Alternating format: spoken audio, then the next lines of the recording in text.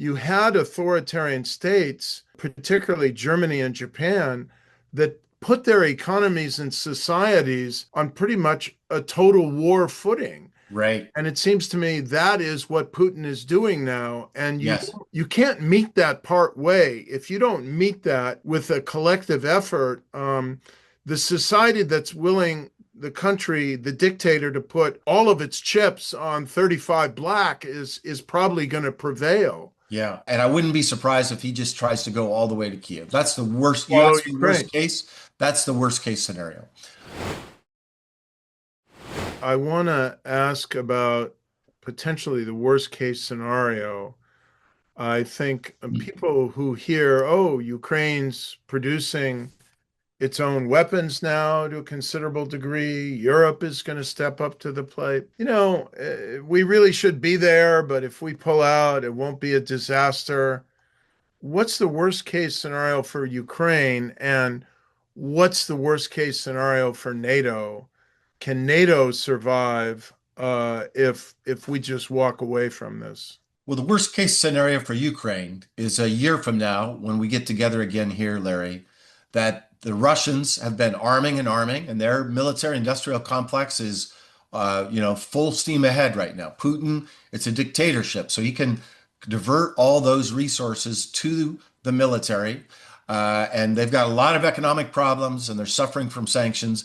But dictatorships, I don't need to tell you, you know this better than I do, can last a long, long time.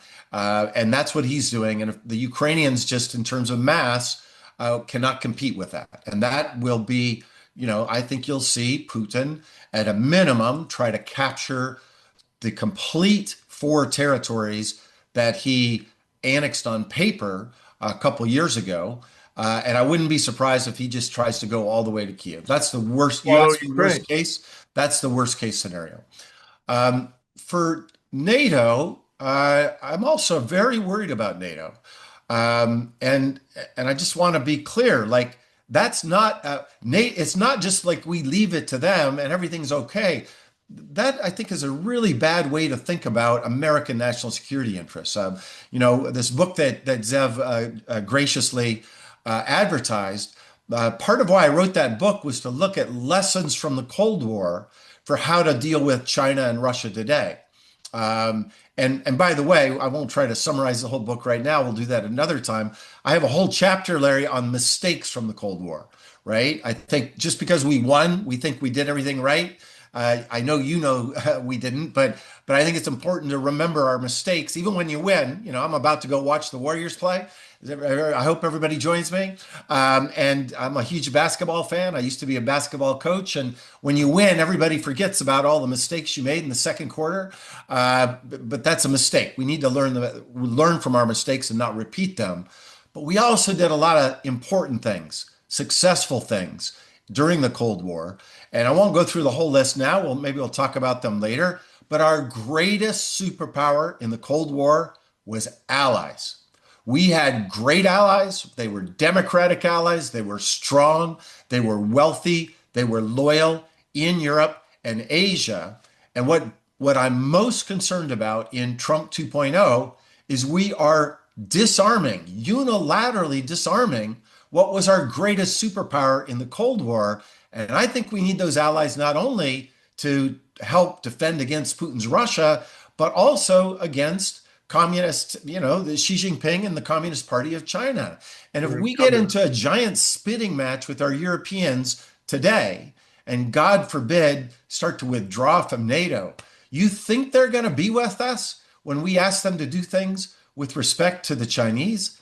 That's not the way the real Well, world I works. would go further than that. I mean, someone asked in a question here, what more could Trump be doing if he were truly, literally a Russian asset? And there must be days when you wake up and ask yourself the same question.